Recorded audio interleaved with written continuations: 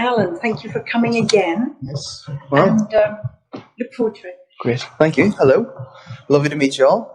So my name's Alan Kennedy Asser. A quick introduction. I'm based at the School of Geographical Sciences, University of Bristol, so love a bit of geography. I'm going to be talking about a lot of different scales. I'm going to focus a lot on the UK. Hope that's okay, but happy to talk about the rest of the world afterwards over a coffee break. I am a research associate. I'm funded by UK Climate Resilience Programme on two projects. One's called OpenClim, where I'm focusing on the impacts of UK summer heat extremes. I'm also an embedded researcher with a policy organisation called Climate Northern Ireland, where I'm looking specifically more at rural and agricultural impacts.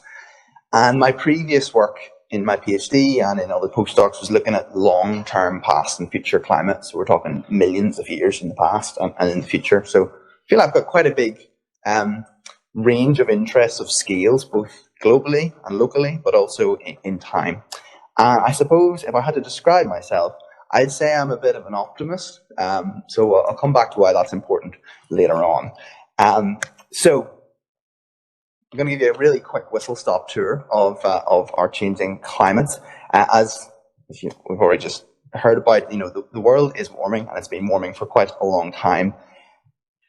How much it's going to warm by is kind of up to us and what we decide collectively as a global community to do. But we've got some ballpark targets which are being aimed for. So back in 2015, there was the Paris Agreement at COP21, where internationally they all agreed that we would aim for 1.5 degrees or 2 degrees of warming above pre-industrial, where pre-industrial is described as this section pre-1900. Fast forward to today. I mean, it's not impossible. They're very optimistic, maybe for the 1.5 degrees. It's not impossible that it could happen, but it's going to be a lot of work. The UK Climate Change Committee is currently evaluating risks at 2 degrees and 4 degrees by the end of the century. So you can kind of see where the UK thinks this is going to end up. And they think 2 degrees would be sort of ambitious. In terms of what those warming levels mean, this is from the IPCC, the Intergovernmental Panel on Climate Change. And what they've done is they've put together these projections for the near term, mid-term and long-term future. So, it's not that long-term if you think sort of on a million-year time scale, but by the end of the century, and the folks in this room, if you're designing buildings, I assume you hope they'll still be there in about 60 years. So I'd suggest we look at this. And the rows of this table show the different emission scenarios. So this is the least emissions, and this is the most emissions. So the IPCC projected there is one scenario that might get us in under 1.5 degrees of warming, so the most ambitious Paris Agreement target. But in an absolute worst case scenario, it could be over 4 degrees. And I would also like to draw your attention to the fact that that is just the best estimate, and there is a range. So actually, even if we got the sort of middle of the road, this 4.5 scenario, it's always going to be uncertain what the end climate's going to be, but it could be anywhere between 2 and 3.5 degrees globally of warming from that scenario. To put that in context and why sort of the 1.5 degree target is going to be particularly difficult to hit is globally last year was already 1.21 degrees Celsius warmer than pre-industrial. So as Patrick was just saying, if the action had been taken years ago, we wouldn't have been so close to this threshold already. But this is when the geography starts to become interesting. So far I've just been talking about the global annual temperature. If we then start to break down, okay, what's it doing on land? Actually, land is warming much faster than the ocean, about twice as fast. So the land average for 2021 was 1.7 degrees above pre-industrial. That was in observations. We see the same thing as well in climate models. So this is just an example, but it shows that land areas are warming faster and ocean areas are warming cooler than the global average. So I assume we're going to be building our houses on land. So this is something we should be worried about. In terms of just looking specifically at the hot extremes, this is one of the few slides I've got looking, the whole of the Earth. But basically every region on Earth is seeing an increase in hot extremes. There's a few areas where the signal's a little unclear or there's limited data, but almost across the board, everywhere, is having to face these issues. It's not just a UK thing or a Europe thing or whatever. And there's good agreement and good consensus at like sort of medium or high confidence that this has been caused by human emissions. I'm going to start drilling down now into a little bit more of my own research, thinking about UK level. So one of the things we did was we looked, so far again, I've been thinking about like annual average temperatures, but if we think about the summertime temperatures, which is when you're going to be most, uncomfortable due to the heat of a heat wave, summer temperatures in the UK are actually warming faster than the global average. And summer extremes are potentially warming even faster again. There's a bit of a range here. I'm showing different model simulations and observations, but ballpark figure, we're talking about 50% faster than the global average. So what that means is if we know the global average temperature has gone up by 1.2 degrees so far, UK summer temperatures have gone up by about 1.8 degrees so far, right? And then this work from the Met Office also shows, again, if you keep looking on a finer spatial scale, you see more patterns emerging. So the greatest rate of increase in temperatures is in the southeast of England, and there's less warming, say, over the north of Scotland. So, it's quite hard to give a precise answer to the question, but this is the question that was posed, to me, so that's what I'm trying to get to. So how extreme could it get in the UK? Well, here's a quote for you. If you want a ballpark figure, 40 degrees Celsius outside seems very, very likely, relatively regularly in the future, and that's on quite a large scale. I would expect that this isn't just one point in the centre of London, that you can expect 40 degrees Celsius outside in the UK quite often. Not by 2030, that's a bit soon, but I would say by 2050 that seems reasonable enough. By the end of the century, we could see that quite regularly. Who said that? I said that in April.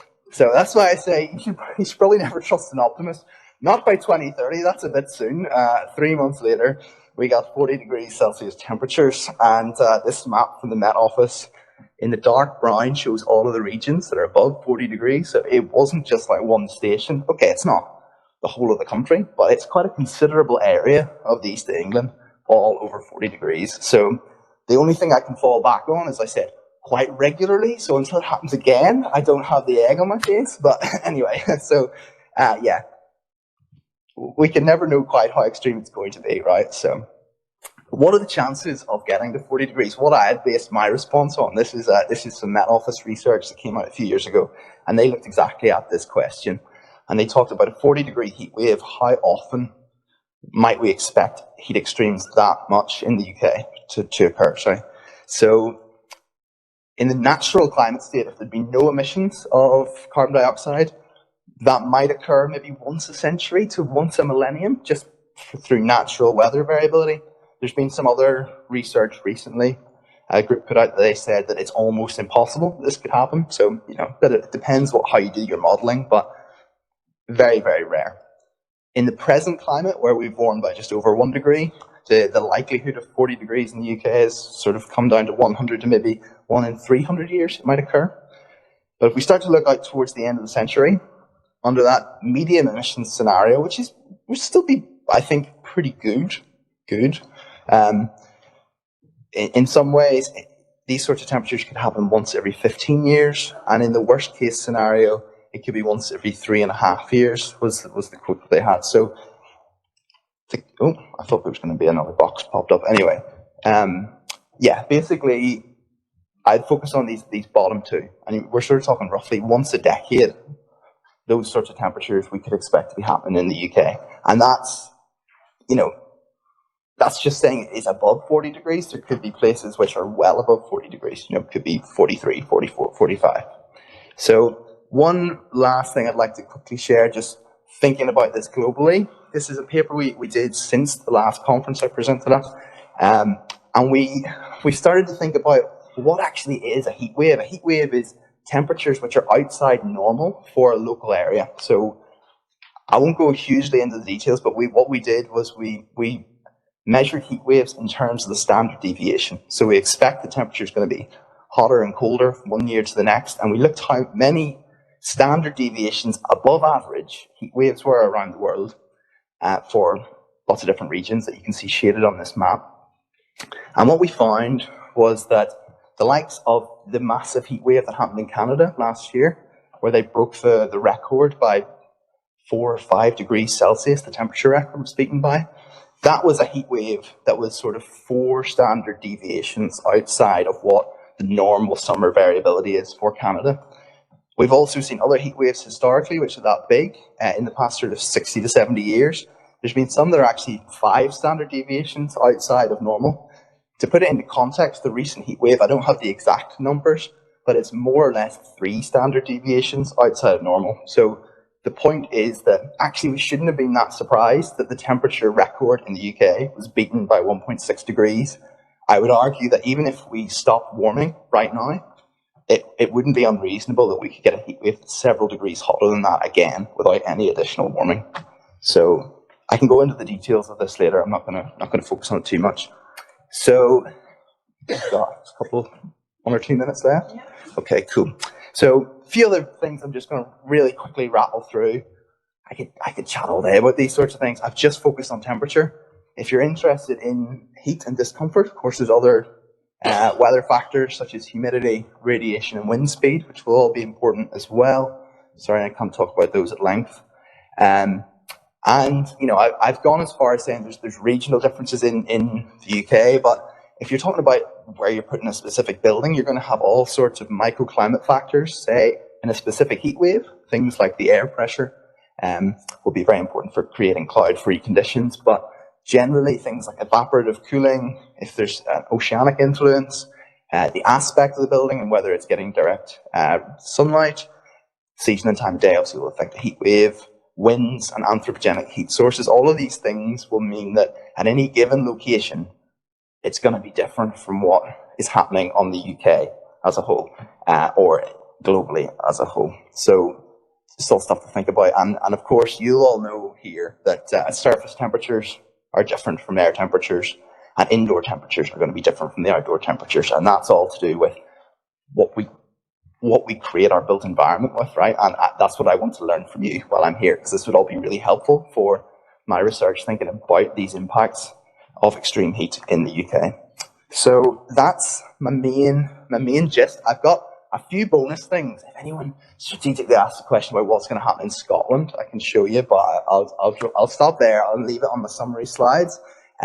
So 2 to 4 degrees is what the Committee on Climate Change are currently aiming for. Generally, I think wherever you set your targets is quite close to what you get to. So better than that is probably unlikely. Locally, there'll be large variations from the global changes. And in the UK, I'm going to say we could exceed those 40 degrees Celsius temperatures once a decade. But my projections in the past were not necessarily great. So I've got a few acknowledgements there, just to some colleagues at Bristol who helped me with this. So thank you very much for the invite. And I'm just going to put that up, so if anyone's watching this back, they can pause it and see the acronyms. Okay, can I ask, I mean, that was really fascinating, and it's lovely seeing it after the April one as well, too. I'd like to ask Harvey, have you got, sorry, Patrick, have you got any questions you'd like to ask in particular? Or think about it while I ask him one question. A lot of us are pretty ordinary architects and engineers. What do we set our models to? I mean, if we're modeling how a building's going to perform that we're designing. Well, I guess it's going to depend a bit as well on what kind of building you're looking at, right? So if you're building an office building, which is presumably going to be in use during the day, the daytime temperatures of 43 to maybe 43 degrees, 45 degrees, let's say, for the UK, it would be a reasonable thing to do. It depends as well, if you want something that's never going to be crossed, or if it happens, will you allow it to happen once and just say, okay, do you know it's going to be easier if the one day in the future that it gets to 45 degrees per decade, the employer says, you know what, stay at home, folks, we'll let you off today. Like that would be another possible solution. It might be too expensive to make a building that copes perfectly in 45 degrees. Maybe we have to be flexible in our approach. Patrick, give you sort of? Yeah, I mean, I guess I empathise a lot when you were talking about optimism and, whether you regret saying something too optimistic or whatever. I think at the same time we need to not give in to pessimism and just think there's nothing we can do. Being hopeful is necessary, but it's hard work sometimes. Being hopeful in this. I mean, I guess one of the things that we in Scotland need to change in our approach is, as I said earlier, previously we've only thought of ourselves as a relatively cold country, and that we just need to think about how we heat our buildings. Are there parts of the world like Scotland that need to fundamentally shift away from thinking about heating and think about stable temperatures, livable temperatures in a broader sense, and that haven't previously had to think about cooling or about maintaining a safe temperature? Yeah, that's a good question. One thing that how I would think about this, and I've done obviously work from my own point of view, interested in Northern Ireland, and we did some work with the Welsh government, thinking about what the future might be for them. What's useful about one of the cold parts of the UK is I think we can actually learn a lot just looking at the rest of the UK. So even if we get several degrees of warming, the climate of Scotland will probably be around about what we see today in the southeast of England or in London. And that, to me, I think is quite useful, because if we wanted to look at comparisons and look at how things are done, we know that societally it's quite similar, culturally it's quite similar, like what people think is acceptable could work. So, I think there will be so much stuff that you can look at, so many case studies in the southeast of England, things that have been done well and things that have been done badly. And that would be what I would recommend for someone, in the Scottish context. I think it's more challenging. You introduced the concept of this conference came about thinking about places that are way hotter. And if you're in Pakistan or India or somewhere that's already right at the top of the global temperature, I don't know who they look to for best examples of like how do we adapt to this. That's a real challenge. And I guess the other systems that people need around them, things like food production, those are going to be disrupted on a much, much bigger scale than just individually how hot or cool is my building. Yeah. So, the challenge of trying to make sure that we have resilient economic and social systems around us, and building those into our communities in a way that previously we've thought those are just global systems that we can always rely on. Yeah. So there's something about not just thinking about the building, but the wider community and economy. Yeah. Right. I think that's a really good point to move on. And Alan's going to be here for anybody who's got particular questions for him during the conference. And Patrick, your work on communities. We did a book, or two or three editions of a book on adapting buildings and cities for climate change. And the conclusion we came to that the only thing that will really keep you safe is having a strong community around you. So your work is amazing on that. So that's fantastic. And now let's move on and we'll see.